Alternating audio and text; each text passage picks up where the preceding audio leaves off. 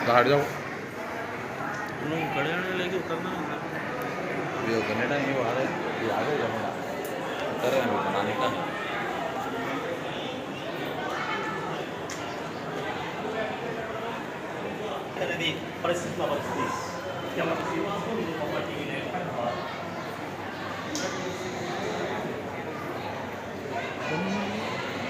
Prince मुकर्रम जहाँ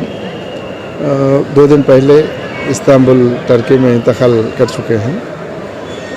उनकी तदफीन यहाँ हैदराबाद में होगी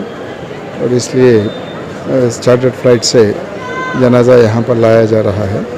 और स्टेट गवर्नमेंट की तरफ से वज़ीर आला ये फ़ैसला कर चुके हैं कि स्टेट ऑनर्स के साथ उनके स्टेटस को और उनके खिदमात को नज़र में रखते हुए स्टेट ऑनर्स के साथ उनका तदफीन होना चाहिए। इसलिए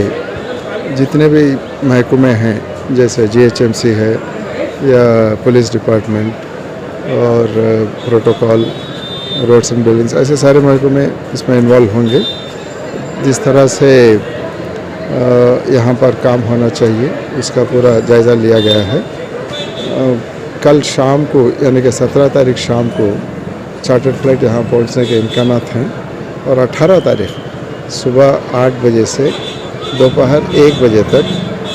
चौमल्ला पैलेस में लोगों को आने के लिए, देखने के लिए, दुआ करने के लिए मौका दिया जाएगा। और उसके बाद